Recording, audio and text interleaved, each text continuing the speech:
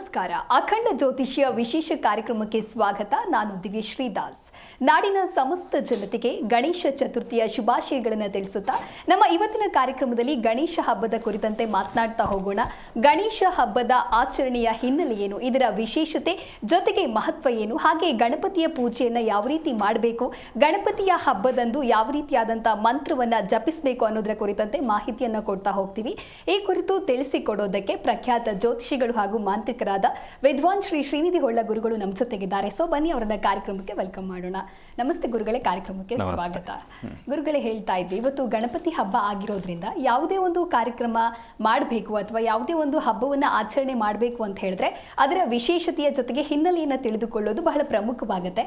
ಹಾಗಾಗಿ ಗಣಪತಿ ಹಬ್ಬದ ಹಿನ್ನೆಲೆಯನ್ನು ತಿಳಿಸ್ತಾ ಹೋಗೋದಾದರೆ, ಮಹಾಗಣಪತಿಯ ವಿಚಾರಗಳನ್ನು ವಿಮರ್ಶೆ ಮಾಡುವಂಥ ಸಂದರ್ಭದಲ್ಲಿ ವಿಶೇಷವಾಗಿ ಗಣಪತಿಗೆ ಧೂರ್ವೆ ಅನ್ನುವಂಥದ್ದು ಬಹಳ ಪ್ರೀತಿಕರವಾಗಿರುವಂಥದ್ದು. ಹಾಗೆ ಗಣಪತಿ ಹಬ್ಬವನ್ನು ಅನಾದಿ ಕಾಲದಿಂದ ಎಲ್ಲರೂ ಆಚರಣೆ ಮಾಡ್ಕೊಂಡು ಬಂದಿರುವಂಥದ್ದು. ಹಾಗೆ ಧೂರ್ವೆ ಅಮೃತಂ ಜನ್ಮಾಸಿ ವಂದಿತಾಸಿ ಸುರೈರಪಿ ಅನ್ನುವಂಥದ್ದು. ದೇವಾನುದೇವತೆಗಳು ಸಮೇತ ಮಹಾಗಣಪತಿಯನ್ನು ಆರಾಧನೆ ಮಾಡಿ ಫಲಗಳನ್ನು ಪಡ್ಕೊಂಡಿದ್ದಾರೆ ಅನ್ನುವಂಥದ್ದು ನಮಗೆ ಪುರಾಣಗಳಿಂದ ತಿಳಿದು ಬರ್ತದೆ.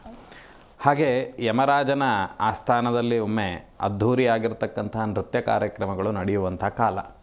ಆ ಸಂದರ್ಭದಲ್ಲಿ ಅಲ್ಲಿ ನೃತ್ಯ ಮಾಡುವಂತಹ ಹೆಣ್ಣಿನ ಮೇಲೆ ಯಮರಾಜನಿಗೆ ಪ್ರೇಮ ಅನ್ನುವಂಥದ್ದು ಉಂಟಾಗ್ತದೆ. ಆ ಸಂದರ್ಭದಲ್ಲಿ ಆ ಒಂದು ಕಾಲಘಟ್ಟದಲ್ಲಿ ಆ ಉಂಟಾದಂತಹ ಪ್ರೇಮದಲ್ಲಿ ಹಲವಾರು ರೀತಿಯಾಗಿರ್ತಕ್ಕಂಥ ದುಷ್ಟಶಕ್ತಿಗಳು ಅನ್ನುವಂಥದ್ದು ಹುಟ್ಕೊಳ್ತದೆ. ಅದು ಯಾವ ರೀತಿ ಇರ್ತದೆ ಅಂತ ಕೇಳಿದರೆ ತುಂಬ ಅಗ್ನಿಯ ಚಂಡಿನಂತ ಇರ್ತದೆ. ಹಾಗೆ ಆ ಆ ರಾಕ್ಷಸ ಹುಟ್ಟಿದಂಥ ಅವರೆಲ್ಲ ರಾಕ್ಷಸರು ಅಂತೇಳಿ ಹೇಳ್ತಾರೆ. ಅವರನ್ನು ಅನಲಾಸುರ ಅನ್ನುವಂಥ ಒಂದು ಕಾಲ, ಅನಲಾಸುರ ಅನ್ನುವಂಥ ರಾಕ್ಷಸ ಹುಟ್ಟಿದ್ದೇ ಆ ಒಂದು ಕಾಲಘಟ್ಟದಲ್ಲಿ. ಆಗ ಆ ಅನಲಾಸುರನನ್ನು ಸಂಹಾರ ಮಾಡಲಿಕ್ಕೆ ಎಲ್ಲರೂ ಪ್ರಯತ್ನ ಪಡ್ತಾರೆ, ಯಾರ ಕೈಲೂ ಸಾಧ್ಯತೆ ಆಗೋದಿಲ್ಲ. ಆ ಸಾಧ್ಯತೆ ಆಗದಲ್ಲೇ ಇರುವಂಥ ಕಾರಣದಲ್ಲಿ ಮಹಾಗಣಪತಿಯನ್ನು ಪ್ರಾರ್ಥನೆ ಮಾಡಿದಾಗ ಆ ಎಲ್ಲ ರಾಕ್ಷಸರನ್ನು ಸಮೇತ ತಿಂದುಬಿಡ್ತಾನಂತೆ.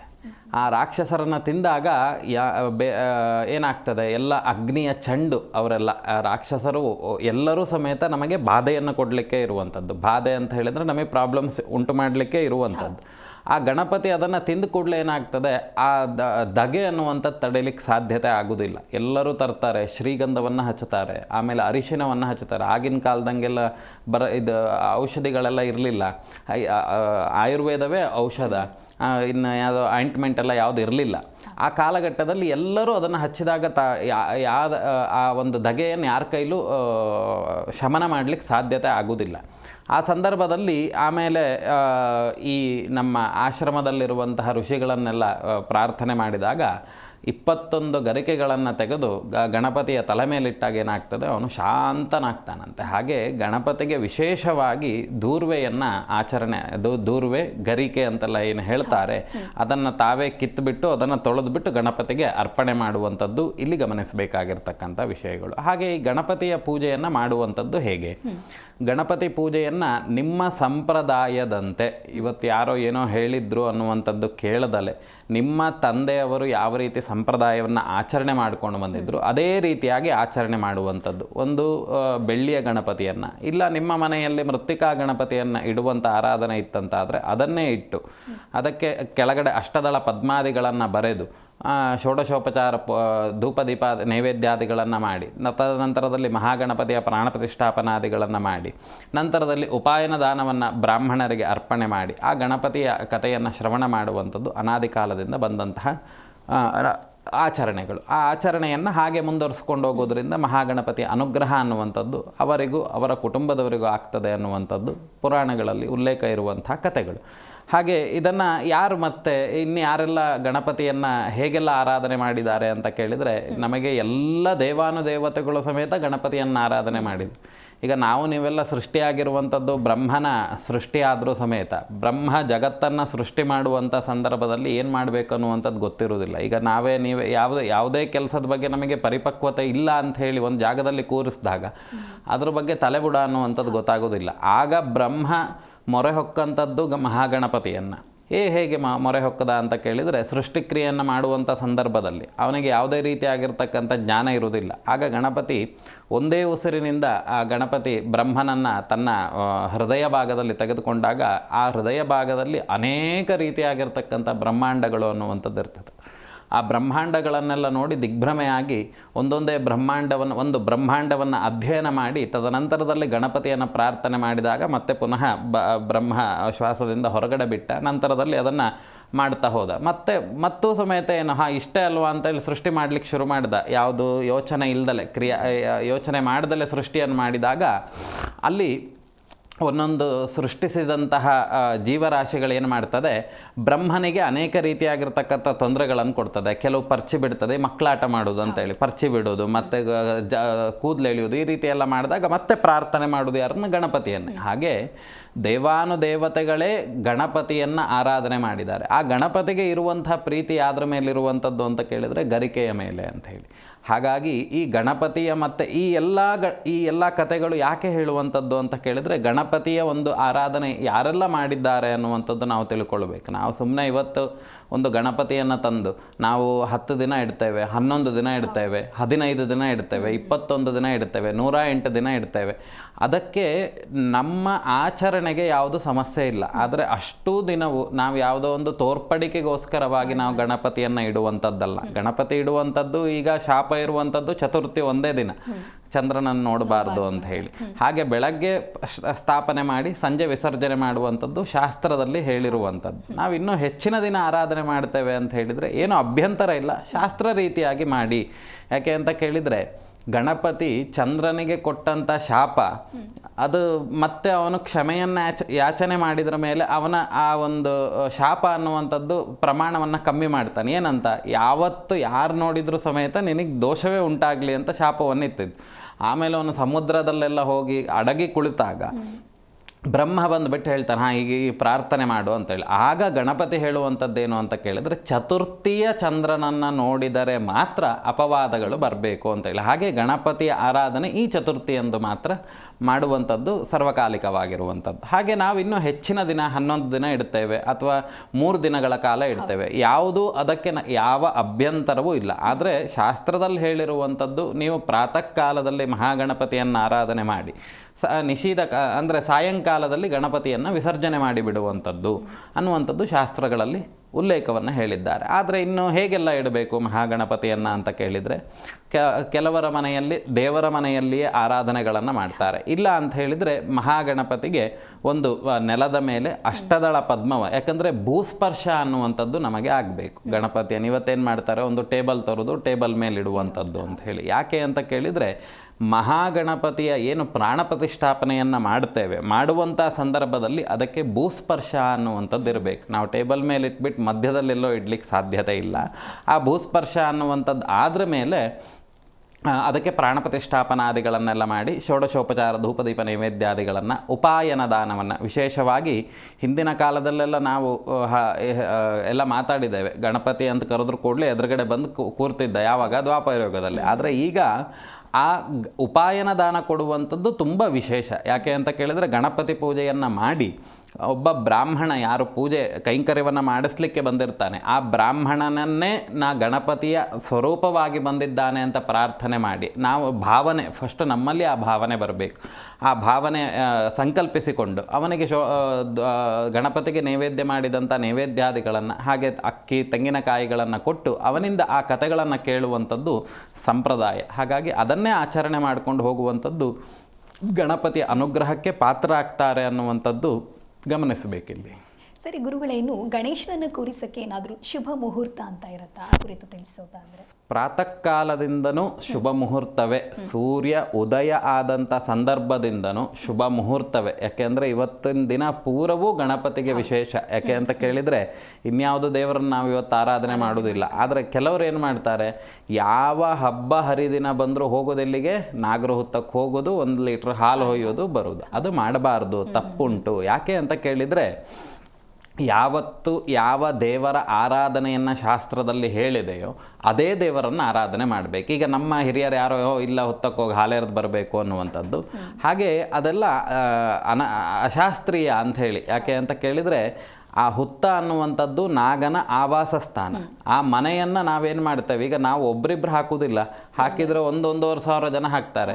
ಅಲ್ಲಿ ಏನಾಗ್ತದೆ, ಆ ನಾಗ ವಾಸ ಮಾಡುವಂಥ ಜಾಗವನ್ನು ನಾವು ಹಾಳು ಮಾಡಿದಂತೆ ಆ ದೋಷಾದಿಗಳು ನಮಗೆ ಬರ್ತದೆ. ಹಾಗಾಗಿ ನಾ ಹೇಳುವಂಥದ್ದು, ಮನೆಯಲ್ಲೇ ಮಹಾಗಣಪತಿಯನ್ನು ಆರಾಧನೆ ಮಾಡಿ ಆ ಗಣಪತಿ ದೇವರ ಅನುಗ್ರಹವನ್ನು ನೀವು ಪಡ್ಕೊಳ್ಳಿ ಅನ್ನುವಂಥದ್ದು. ಇನ್ನು ಗಣೇಶನಿಗೆ ಇವತ್ತು ವಿಶೇಷವಾಗಿ ಪೂಜೆಯನ್ನು ಸಲ್ಲಿಸಲಾಗುತ್ತೆ. ಬಹಳ ವಿಶೇಷವಾಗಿ ಹೂವುಗಳಿಂದ ಅಲಂಕಾರವನ್ನೇ ಮಾಡಲಾಗುತ್ತೆ. ಹಾಗಾಗಿ ಈ ಹೂವುಗಳ ಅಲಂಕಾರದ ಪ್ರಾಮುಖ್ಯತೆಯನ್ನು ತಿಳಿಸೋದಾದ್ರೆ, ವಿಶೇಷವಾಗಿ ಗಣಪತಿಗೆ ಈಗ ನಾವು ಹೇಗೆ ಒಂದು ದೇವತಾ ಕೆಲಸವನ್ನು ಬಿಟ್ಟು ಬೇರೆ ಎಲ್ಲಾದರೂ ಈ ವಿಶೇಷ ಕಾರ್ಯಕ್ರಮಗಳಿಗೆ, ಮದುವೆ ಈ ರೀತಿ ಹೋಗಬೇಕಾದ್ರೆ ನಾವು ಹೇಗೆ ರೆಡಿ ಆಗ್ತೇವೆ, ನಮ್ಮ ಮನಸ್ಸಿಗೆ ತೃಪ್ತಿ ಆಗುವಂತೆ ರೆಡಿ ಆಗ್ತೇವೆ. ಆಗ ಮಾತ್ರ ನಂತರದಲ್ಲಿ ನಾವು ಹೊರಗಡೆ ಹೋಗುವಂಥದ್ದು. ಹಾಗೆ ಗಣಪತಿಗಾಗಲಿ ಯಾವುದೇ ದೇವರನ್ನು ಆರಾಧನೆ ಮಾಡುವಾಗ ನಮಗೆ ಮನಸ್ಸಿಗೆ ತೃಪ್ತಿ ಆಗುವಷ್ಟು ದೇವರನ್ನು ಆರಾಧನೆ ಮಾಡಬೇಕಂತೆ. ಹಾಗೆ ಅದರಲ್ಲಿ ಹಲವಾರು ರೀತಿಯಾಗಿರ್ತಕ್ಕಂತಹ ಹೂಗಳನ್ನೆಲ್ಲ ಹೇಳಿದ್ದಾರೆ.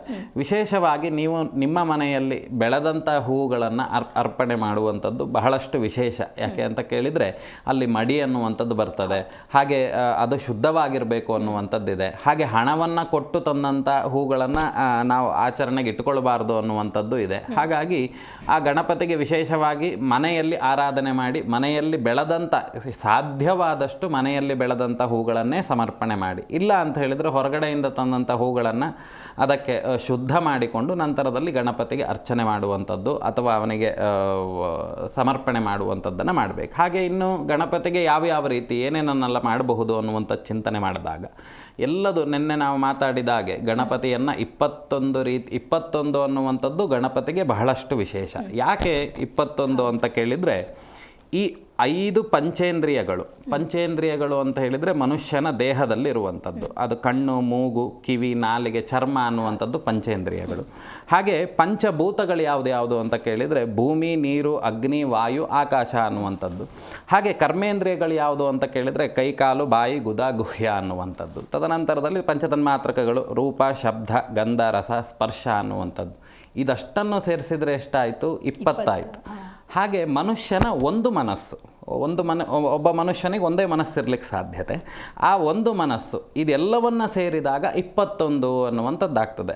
ಇವೆಲ್ಲವನ್ನ ಸೇರಿಸಿ ಮಹಾಗಣಪತಿಗೆ ಅರ್ಪಣೆ ಮಾಡ್ತಾ ಇದ್ದೇನೆ. ಇದಕ್ಕಿಂತ ವಿಶೇಷವಾಗಿ ನಾವೇನೋ ಮಾಡ್ಲಿಕ್ಕೆ ಸಾಧ್ಯತೆ ಇಲ್ಲ. 21 ಮೋದಕ, 21 ನಮಸ್ಕಾರಗಳೆಲ್ಲ. ಹೌದು, 21 ನಮಸ್ಕಾರ ಎಲ್ಲವನ್ನೂ ನಾನು ಅಲ್ಲಿಗೆ ಸಮರ್ಪಣೆ ಮಾಡ್ತಾ ಇದ್ದೇನೆ. ಯಾಕೆ ಅಂತ ಕೇಳಿದರೆ ನೋಡಿ, ಪಂಚೇಂದ್ರಿಯಗಳು ಕಣ್ಣು, ಹಾಗೆ ಮೂಗು, ಕಿವಿ, ನಾಲಿಗೆ, ಚರ್ಮ ಇವೆಲ್ಲವನ್ನು ಹಾಗೆ ಮತ್ತು ಪಂಚಭೂತಗಳು ಇವೆಲ್ಲದರ ಸಾಕ್ಷಿಯಾಗಿ ನಂತರದಲ್ಲಿ ಕರ್ಮೇಂದ್ರಿಯಗಳು ಕೈ, ಕಾಲು ಈ ಎಲ್ಲವನ್ನು ಸೇರಿಸಿಕೊಂಡೇ ನಾನು ದೇವರಿಗೆ ಪೂಜೆ ಮಾಡುವಂಥದ್ದು. ಅಲ್ಲಿಗೆ ಅರ್ಥ ಏನು ಕೊಡ್ತದೆ ಅಂತ ಕೇಳಿದರೆ, ನನ್ನದೇನೂ ಇಲ್ಲ ಇಲ್ಲಿ.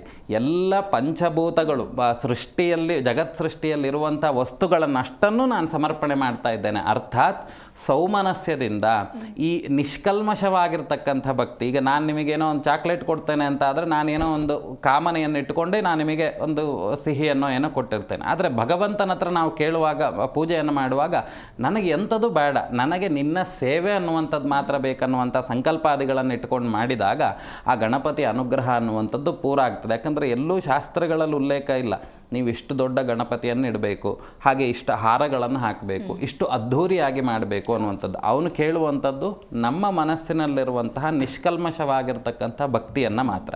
ಹಾಗಾಗಿ ಆ ಭಕ್ತಿಯನ್ನು ಅವನಿಗೆ ಸಮರ್ಪಣೆ ಮಾಡಿಬಿಟ್ರೆ ಇನ್ನೆಂತ ಕೇಳೋದಿಲ್ಲ.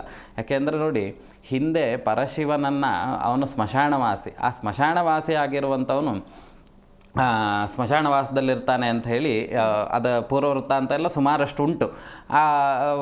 ಅವನನ್ನು ಒಂದು ಶುಭ ಕಾರ್ಯಕ್ಕೆ ಕರೀಲಿಕ್ಕೆ ಹೋದಾಗ ಒಂದು ಸ್ವಲ್ಪ ಅಹಂಕಾರದಲ್ಲಿ ಬಂದು ಕರೀತಾರೆ. ಬಂದು ಊಟ ಮಾಡ್ಕೊಂಡು ಹೋಗ್ಬೇಕಂತೇಳಿ. ಅದಕ್ಕೆ ಈಶ್ವರನಿಗೆ ತ್ರಿಕಾಲ ಜ್ಞಾನಿ ಅವನಿಗೆಲ್ಲ ಗೊತ್ತಾಗೋಗ್ಬಿಡ್ತದೆ, ಇವರು ಅಹಂಕಾರದಿಂದ ನನ್ನನ್ನು ಕರಿತಿದ್ದಾರೆ ಅಂತೇಳಿ. ಹಾಗಾಗಿ ಗಣಪತಿಗೆ ಹೇಳ್ತಾನೆ, ಬಾಲ ಗಣಪತಿಯಾಗಿ ನೀನು ಹೋಗಿ ಅವರು ಸ್ವೀಕರಣೆ ಮಾಡಿ ಬಾ ಅಂತ. ತಂದೆಯ ಮನೋವೃತ್ತಾಂತವನ್ನು ಅರಿತಂತಹ ಗಣಪತಿ ಅಲ್ಲಿಗೆ ಹೋಗಿ ಅವನು ತಿಳ್ಕೊಳ್ತಾನೆ ಬಾಲಗಣಪತಿ ಎಷ್ಟು ತಿನ್ಬೋದು ಅಂತ ಹೇಳಿ.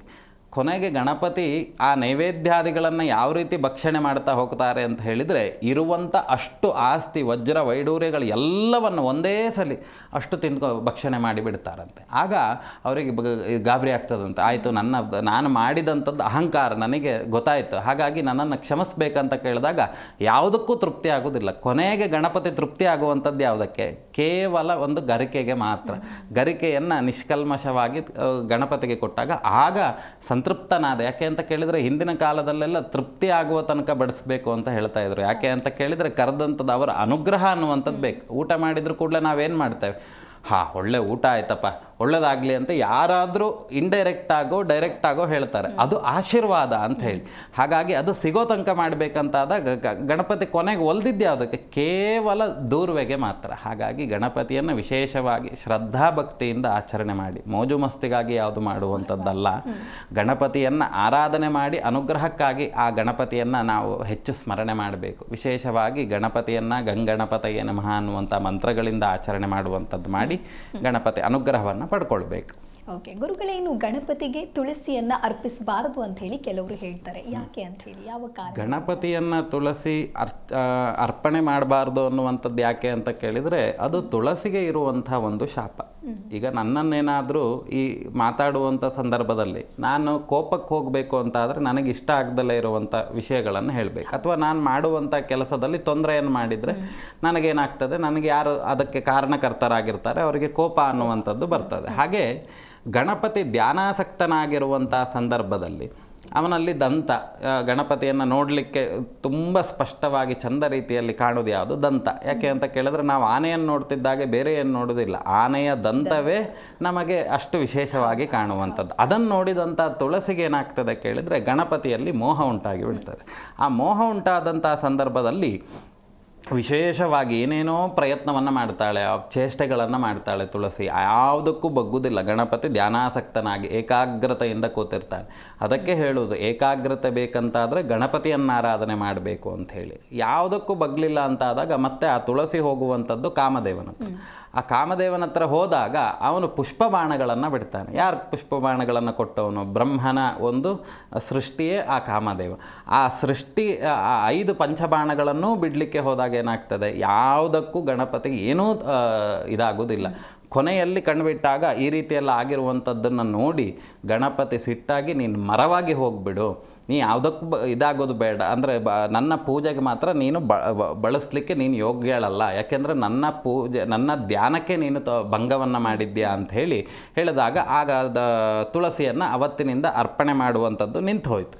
ನಂತರದಲ್ಲಿ ಆಮೇಲೆ ಅವಳು ಹೇಳ್ತಾಳೆ, ನೀನು ಇಷ್ಟೆಲ್ಲ ಅಂದದಿಂದ ಇರುವಂಥ ಕಾರಣದಿಂದ ನಾನು ನಿನ್ನನ್ನು ಮೋಹಿಸಿದ್ದೇನೆ, ಹಾಗಾಗಿ ನಿನ್ನ ದಂತದಿಂದನೇ ನಿನ್ನ ಅಂದ ಇರುವುದಾದ್ರಿಂದ ನಾನು ಅದಕ್ಕೆ ನೋಡಿ ಸೋತು ಹೋದ ಆದ್ದರಿಂದ ನಿನ್ನ ದಂತ ಯುದ್ಧ ಮಾಡುವಂಥ ಸಂದರ್ಭದಲ್ಲಿ ಮುರಿದು ಹೋಗಲಿ ಅಂತ ಹೇಳಿ ಅವಳು ಶಾಪವನ್ನು ಕೊಟ್ಬಿಡ್ತಾಳೆ. ಅದಕ್ಕೆ ಗಣಪತಿಯ ಒಂದು ದಂತ ಅನ್ನುವಂಥದ್ದು ಮುರಿದು ಹೋಗಿರುವಂಥದ್ದು, ಗಣಪತಿಗೆ ತುಳಸಿ ಅನ್ನುವಂಥದ್ದನ್ನು ಅರ್ಚನೆ ಮಾಡುವಂಥದ್ದನ್ನು ವರ್ಜ್ಯ ಮಾಡಿದಂಥದ್ದು. ಹಾಗಾಗಿ ಗಣಪತಿಗೆ ತುಳಸಿಯನ್ನು ಅರ್ಚನೆ ಮಾಡುವುದಿಲ್ಲ. ಸರಿ ಗುರುಗಳೇ, ಇನ್ನು ಇವತ್ತು ಚಂದ್ರನನ್ನ ನೋಡಬಾರ್ದು ಅಂತ ಹೇಳ್ತಾರೆ, ನೀವು ಕೂಡ ಆಗ ಹೇಳ್ತಾ ಇರ್ತೀರಿ. ಇನ್ನು ಕುಟುಂಬದವರಾಗಿರ್ಬೋದು, ಹಿರಿಯರಾಗಿರ್ಬಹುದು, ಎಲ್ಲ ಮಕ್ಕಳಿಗೂ ಕೂಡ ಇದೇ ಮಾತನ್ನ ಹೇಳ್ತಾ ಇರ್ತಾರೆ. ಆದ್ರೆ ಇನ್ನೂ ಕೆಲವರು ಚಂದ್ರನ ನೋಡಿದ್ರೆ ಏನಾಗತ್ತಪ್ಪ ಅಂತ ಹೇಳಿ ಆ ರೀತಿಯ ಒಂದು ಮನೋಭಾವ ಕೂಡ ಅವರಲ್ಲಿ ಇರುತ್ತೆ. ಹಾಗಾಗಿ ಏನಾಗುತ್ತೆ, ಒಳಿತಾಗೋದಿಲ್ವಾ, ಅಥವಾ ಇದಕ್ಕೆ ಏನಾದರೂ ಪರಿಹಾರ ಅಂತ ಇದೆಯಾ ಗುರುಗಳೇ? ಅದೇ, ಈಗ ಪರಿಹಾರ ಅನ್ನುವಂಥದ್ದೇನು ಅಂತ ಕೇಳಿದ್ರೆ ಪುನಃ ಗಣಪತಿ ಪೂಜೆಯನ್ನು ಮಾಡಿ ಗಣಪತಿಗೆ ವಿಶೇಷವಾಗಿ 21 ನಮಸ್ಕಾರಗಳನ್ನು ಮಾಡಿ ಗಣಪತಿಯನ್ನು ಪ್ರಾರ್ಥನೆ ಮಾಡುವಂಥದ್ದು. ತಿಳಿದು ತಿಳಿಯದೆಯೋ ಈ ಮಂತ್ರಗಳನ್ನು ಹೇಳಿ ಮಾಡಿದಂಥ ಕೆಲಸಗಳನ್ನು ಬಿಟ್ಟುಬಿಡು ಅಂತ, ನನಗೆ ಕ್ಷಮಿಸಿ ಬಿಡು ಅಂತೇಳಿ. ಯಾಕೆ ಆ ಶಾಪ ಅಂತ ಕೇಳಿದರೆ, ಹೀಗೆ ಗಣಪತಿ ಒಮ್ಮೆ ಒಂದು ಆಶ್ರಮಕ್ಕೆ ಹೋಗಿ ಅಲ್ಲಿ ಊಟ ಭಕ್ಷ್ಯಾದಿಗಳನ್ನೆಲ್ಲ ಸೇವನೆ ಮಾಡಿಕೊಂಡು ತನ್ನ ವಾಹನವಾಗಿರ್ತಕ್ಕಂಥ ಇಲಿಯ ಮೇಲೆ ಬರ್ತಿರುವಂಥ ಸಂದರ್ಭದಲ್ಲಿ ಈ ಸರ್ಪನನ್ನು ನೋಡಿ ಇಲಿ ಏನು ಮಾಡಿಬಿಡ್ತದೆ, ಹೆದರ್ಕೊಂಡು ಬಿಡ್ತದೆ. ಹೆದರ್ಕೊಂಡಾಗ ಗಣಪತಿ ಏನಾಗ್ತಾನೆ, ಬಿದ್ದು ಬಿಡ್ತಾನೆ. ಬಿದ್ದಾಗ ಹೊಟ್ಟೆಯಲ್ಲಿರುವಂತಹ ಮೋದಕಾದಿಗಳಷ್ಟು ಸಮೇತ ಕೆಳಗಡೆ ಹೋಗಿಬಿಡ್ತದೆ. ಆ ಸಂದರ್ಭದಲ್ಲಿ ಅದನ್ನೆಲ್ಲ ಮತ್ತೆ ತುಂಬಿಕೊಂಡು ಅದನ್ನೇ ಗಣಪತಿ ಹೊಟ್ಟೆಗೆ ಕಟ್ಕೊಂಡು ಬಿಡ್ತಾನೆ. ಅದಕ್ಕೆ ನಾಗಯಜ್ಞೋಪವೀತನ ಅಂತ ಹೇಳಿದರೆ ಸರ್ಪನನ್ನೇ ಉಪವೀತನನ್ನಾಗಿ ಮಾಡಿಕೊಂಡಂಥದ್ದು. ನಂತರದಲ್ಲಿ ಸರ್ಪನನ್ನೇ ಹೊಟ್ಟೆಗೆ ಕಟ್ಕೊಂಡಂಥದ್ದು. ಅದನ್ನು ಕಟ್ಕೊಂಡು ಬರ್ತಿರುವಾಗ ಮೇಲ್ಗಡೆ ಚಂದ್ರ ನೋಡಿ ಅವನನ್ನು ನೋಡಿ ನಕ್ಕು ಬಿಡ್ತಾನೆ. ಆಗ ಇದರಲ್ಲಿ ಗಣಪತಿಗೆ ಏನಾಗ್ತದೆ, ಸಿಟ್ಟು ಬರ್ತದೆ. ನಿನ್ನನ್ನು ಯಾರೇ ನೋಡಿದ್ರು ಸಮೇತ ನಿನಗೆ ಅವರಿಗೆ ಅಪವಾದಗಳು ಉಂಟಾಗಲಿ, ಅಪವಾದ ಮೀನ್ಸ್ ಮಾಡ್ದಲೇ ಇರುವಂಥ ತಪ್ಪಿಗೆ ಅವರಿಗೆ ಶಾಪ ಬರಲಿ ಅನ್ನುವಂಥ ಶಾಪವನ್ನು ಕೊಟ್ಬಿಡ್ತಾನೆ. ಅವನು ಹೆದರ್ಕೊಂಡು ಹೋಗಿ ಇಲ್ಲಿ ಸಮುದ್ರದಲ್ಲಿ ಕೂತ್ಕೊಂಡು ಬಿಡ್ತಾನೆ. ಆಮೇಲೆ ಬ್ರಹ್ಮ ಎಲ್ಲ ಬಂದು ಅವರನ್ನು ಸಮಾಧಾನ ಪಡಿಸಿ ಆಮೇಲೆ ಗಣಪತಿಯನ್ನು ಪ್ರಾರ್ಥನೆ ಮಾಡಿದಾಗ ಗಣಪತಿ ಶಿಕ್ಷೆಯನ್ನು ಕಮ್ಮಿ ಮಾಡ್ತಾನೆ. ಯಾಕೆ, ಏನು ಶಿಕ್ಷೆಯನ್ನು ಕಮ್ಮಿ ಮಾಡ್ತಾನೆ? ಚತುರ್ಥಿಯ ಚಂದ್ರನನ್ನು ನೋಡಿದರೆ ಮಾತ್ರ ಅದು ಶಾಪಗ್ರಸ್ತರಾಗಬೇಕು, ಬೇರೆ ದಿನ ಸಮಸ್ಯೆ ಇಲ್ಲ. ಯಾಕೆ ಅಂತ ಕೇಳಿದ್ರೆ ಎಲ್ಲರೂ ಆ ಚಂದ್ರನನ್ನು ಪ್ರತಿನಿತ್ಯ ಒಂದಲ್ಲ ಒಂದು ಕಾರಣದಿಂದ ನೋಡಿಯೇ ನೋಡ್ತಾರೆ. ಆಗ ಎಲ್ಲ ಲೋಕಕ್ಕೆ ಕ್ಷೇಮ ಉಂಟಾಗೋದಿಲ್ಲ ಅನ್ನುವಂಥ ಕಾರಣದಿಂದ ಆ ಶಾಪವನ್ನು ಕಮ್ಮಿ ಮಾಡ್ತಾನೆ. ಆ ಕಮ್ಮಿ ಮಾಡಿದಾಗ ಸರಿ ಅಂತೇಳಿ ಅನುಗ್ರಹಕಾರಕನಾಗಿ ಇರ್ತಾನೆ. ಈ ಕಾರಣಗಳಿಂದ ಗಣಪತಿಯ ಚತುರ್ಥಿಯ ದಿನದಂದು ಚಂದ್ರನನ್ನು ನೋಡುವಂಥದ್ದು ನಿಷೇಧ. ಬೇರೆ ದಿನ ನೋಡಲಿಕ್ಕೆ ತೊಂದರೆ ಇಲ್ಲ, ಹಾಗಾಗಿ ಅವತ್ತಿನ ದಿನ ನೋಡಲಿಕ್ಕಿಲ್ಲ. ಇನ್ನು ಅಪವಾದಗಳು ಯಾರ್ಯಾರಿಗೆ, ಎಲ್ಲರಿಗೂ ಬಂದಿದೆ. ಶ್ರೀಕೃಷ್ಣನಿಗೂ ಸಮೇತ ಶಮಂತಕ ಮಣಿಯ ಕಥೆಯನ್ನು ನಾವು ಕೇಳುವಾಗ ಶ್ರೀಕೃಷ್ಣನಿಗೂ ಸಮೇತ ಅವನು ಮಾಡದಲೇ ಇರುವಂಥ ತಪ್ಪಿಗೆ ಅವನಿಗೆ ಅಪವಾದಗಳು ಬಂತು. ಸತ್ರಾರ್ಜಿತ ತಮ್ಮನನ್ನೇ ಕೊಂದ ಅನ್ನುವಂಥ ಬಂದಿದ್ಯಾರಿಗೆ, ಕೃಷ್ಣನಿಗೆ ಅಪವಾದ ಬಂದಂಥದ್ದು. ಕೊನೆಗೆ ತೊಗೊಂಡೋಗಿದ್ಯಾರು, ಜಾಂಬವಂತ ಆ ಮಣಿಯನ್ನು ತೊಗೊಂಡೋಗಿ ಮಗು ಆಟ ಆಡುವಂಥ ಮೇಲ್ಗಡೆ ಅದನ್ನು ಕಟ್ಟಿಬಿಟ್ಟಿರ್ತಾನೆ. ಈ ಕಥೆಗಳಿಂದ ಏನು ಇದಾಗ್ತದೆ ಅಂತ ಕೇಳಿದ್ರೆ, ಕೊಟ್ಟಂಥ ಶಾಪದಿಂದ ಯಾರ ಮನುಷ್ಯರಾದವರು ಆ ಚಂದ್ರನನ್ನು ನೋಡಬಾರ್ದು. ಅಪ್ಪಿತಪ್ಪಿ ನಾವೇನಾದರೂ ನೋಡಿದ್ವಿ ಅಂತಾದರೆ ಅಪವಾದ ಬರುವಂಥದ್ದು ಕಟ್ಟಿಟ್ಟ ಬುತ್ತಿ, ಯಾರಿಗೂ ಅದು ತಪ್ಪಿಸ್ಲಿಕ್ಕೆ ಸಾಧ್ಯತೆ ಇಲ್ಲ. ಇನ್ನು ಗಣಪತಿಯನ್ನು ಆರಾಧನೆ ಮಾಡಿ ಅವತ್ತಿನ ಸಂಜೆಯ ಕಾಲದಲ್ಲಿ ಈ ಪುಣ್ಯ ಕಥೆಗಳನ್ನು ಕೇಳೋದ್ರಿಂದ ಬ್ರಾಹ್ಮಣನಿಂದ ಏನಾಗ್ತದೆ ಅಂತ ಕೇಳಿದರೆ ಅದು ಶಾಪ ಅನ್ನುವಂಥದ್ದು ಸ್ವಲ್ಪ ಪ್ರಮಾಣ ಕಮ್ಮಿ ಆಗ್ತದೆ. ಯಾಕೆ ಬ್ರಾಹ್ಮಣರಿಂದನೇ ಕೇಳಬೇಕು ಅಂತ ಕೇಳಿದರೆ, ಹಿಂದಿನ ಕಾಲದಲ್ಲೆಲ್ಲ ಬರ್ತಾ ಇದ್ರು ಬೇರೆ ಬೇರೆ ರೀತಿಯಾಗಿ. ಆದರೆ ಆಮೇಲೆ ಆ ಬ್ರಹ್ಮ ಕುಟುಂಬ ಅನ್ನುವಂಥದ್ದು, ಬ್ರಾಹ್ಮಣನಿಂದ ಆ ವಾಕ್ಯ ಅನ್ನುವಂಥದ್ದು ವಿಪ್ರವಾಕ್ಯೋ ಜನಾರ್ದನ ಅಂತೇಳಿ ಹೇಳಿದ್ದಾರೆ. ಹಾಗಾಗಿ ಬ್ರಾಹ್ಮಣರಿಗೆ ಫಲತಾಂಬೂಲಗಳನ್ನು ಸಮರ್ಪಣೆ ಮಾಡಿ ನೀವು ಆ ಕಥೆಯನ್ನು ಕೇಳಬೇಕು. ಆಗ ಈ ದೋಷಗಳು ಅನ್ನುವಂಥದ್ದು ಪರಿಹಾರ ಆಗ್ತದೆ. ಗುರುಗಳೇ, ಇನ್ನು ಗಣಪನನ್ನ ಪ್ರಥಮ ಪೂಜಿತ ಅಂತ ಹೇಳ್ತಾರೆ. ಯಾವುದೇ ಒಂದು ಕಾರ್ಯಕ್ರಮ ಆಗಿರ್ಬೋದು ಅಥವಾ ಯಾವುದೇ ಒಂದು ಪೂಜೆಯನ್ನ ಆರಂಭ ಮಾಡಬೇಕು ಅಂತ ಹೇಳಿದ್ರೆ ಗಣಪನ ಪ್ರಾರ್ಥನೆಯನ್ನ ಸ್ತುತಿಸೋದಿರ್ಬೋದು ಅಥವಾ ಗಣಪನ ಪೂಜೆಯ ಮುಖಾಂತರವಾಗಿ ಆರಂಭವನ್ನ ಮಾಡ್ತಾರೆ. ಯಾಕೆ ಅಂತ ಹೇಳಿ ಗುರುಗಳೇ? ಇದಕ್ಕೆ ನೋಡಿ, ವಿಘ್ನಕರ್ತಾರಹ ವಿಘ್ನಹರ್ತಾರಹ ಅನ್ನುವಂಥದ್ದು ಎರಡು ಹೆಸರಿದೆ. ವಿಘ್ನಕರ್ತಾರಹ ಅಂದರೆ ವಿಘ್ನವನ್ನು ಉಂಟು ಮಾಡುವವನು, ಅಥವಾ ವಿಘ್ನಹರ್ತಾರಹ ಅಂತ ಹೇಳಿದ್ರೆ ವಿಘ್ನವನ್ನು ತೊಡೆದು ಹಾಕುವಂಥವನು. ಈ ಗಣಪತಿಗೆ ವಿಶೇಷವಾಗಿ ತಾಯಿ ಪಾರ್ವತಿ ಅನ್ನುವಂಥವಳು ಅವಳ ಗಣಪತಿಯನ್ನು ಸೃಷ್ಟಿ ಮಾಡಿ ಸ್ನಾನಕ್ಕೆ ಹೋದಾಗ ಆ ಕಾಲದಲ್ಲಿ ಶಿವ ತಲೆಯನ್ನು ಕತ್ತರಿಸಿದಾಗ ಆಗ ವರವನ್ನು ಕೊಟ್ಟಂಥದ್ದು, ಪ್ರಥಮವಾಗಿ ಗಣಪತಿಗೆ ಎಲ್ಲರೂ ಪೂಜೆ ಮಾಡಬೇಕು ಅಂತ ಹೇಳಿ. ಆ ಕಾಲಘಟ್ಟದಿಂದನೂ ಗಣಪತಿಗೆ ಪ್ರಥಮವಾಗಿರ್ತಕ್ಕಂಥ ಪೂಜೆ. ಇದನ್ನು ಮರೆತಂಥ ಶಿವ ಈ ತ್ರಿಪುರ ಪಟ್ಟಣಕ್ಕೆ ಯುದ್ಧಕ್ಕೆ ಅಂತೇಳಿ ಹೋಗ್ತಾನೆ. ಯುದ್ಧಕ್ಕೆ ಹೋಗುವಾಗಲೂ ಸಮೇತ ಗಣಪತಿಯನ್ನು ಆರಾಧನೆ ಮಾಡೋದು ಮರೆತು ಹಾಗೆ ಹೋಗಿಬಿಡ್ತಾನೆ. ಹೋದಾಗ ಏನಾಗ್ತದೆ, ತನ್ನ ರಥದ ಯುದ್ಧ ಮಾಡುವಂಥ ಸಂದರ್ಭದಲ್ಲಿ ರಥದ ಚಕ್ರದ ಗೂಟ ಅನ್ನುವಂಥದ್ದು ಏನಾಗ್ತದೆ, ಕಳಚಿಕೊಂಡು ಬಿದ್ದು ಯುದ್ಧದಲ್ಲಿ ಅಲ್ಲಿಂದ ಅನರ್ಥಗಳು ಉಂಟಾಗಿ ಯುದ್ಧವನ್ನೇ ಸೋತು ಬಿಡ್ತಾನೆ ಶಿವ. ಆಮೇಲೆ ಅವನಿಗೆ ನೆನಪಾಗ್ತದೆ, ನಾನು ಗಣಪತಿಯನ್ನು ಆರಾಧನೆ ಮಾಡಲಿಲ್ಲ ಅಂತ. ಆ ನಂತರದಲ್ಲಿ ಗಣಪತಿಯ ಪೂಜಾದಿಗಳನ್ನು ಮಾಡಿ ಪುನಃ ಯುದ್ಧವನ್ನು ಘೋಷಿಸಿ ಆ ಯುದ್ಧದಲ್ಲಿ ಮತ್ತೆ ಪುನಃ ಗೆದ್ದ ಅನ್ನುವಂಥದ್ದು. ನಾವು ಮನುಷ್ಯರಾದವರು ಬಿಡಿ, ಸ್ವತಃ ತಂದೆಗೆ ಈ ರೀತಿಯಾಗಿರ್ತಕ್ಕಂಥ ಕಷ್ಟಗಳು ಬಂದಂಥದ್ದು. ಅದಕ್ಕೆ ಹೇಳುವಂಥದ್ದು ವಿಘ್ನಕರ್ತಾರಹ. ಬರಬಹುದಾಗಿರ್ತಕ್ಕಂತಹ ಯಾವುದೇ ವಿಘ್ನಗಳಿದ್ರೂ ಸಮೇತ ಪ್ರಥಮ ಪೂಜಿತನಾಗಿರ್ತಕ್ಕಂಥ ಗಣಪತಿಗೆ ಷೋಡಶೋಪಚಾರ ಧೂಪದೀಪ ನೈವೇದ್ಯಾದಿಗಳನ್ನು ಕೊಟ್ಟಿದ್ದೇ ಹೌದು ಅಂತಾದರೆ ಆ ವಿಘ್ನಗಳನ್ನು ತಡೆದು ನಿಲ್ಲಿಸ್ತಾನೆ. ಇಲ್ಲ ಅಂತೇಳಿದರೆ ವಿಘ್ನಕರ್ತಾರಹ ಅಂತ ಹೇಳಿದರೆ ವಿಘ್ನಗಳನ್ನು ಉಂಟು ಮಾಡುವಂಥ, ಇಲ್ಲಿ ಎರಡು ಭಾವಾರ್ಥಗಳಿದೆ.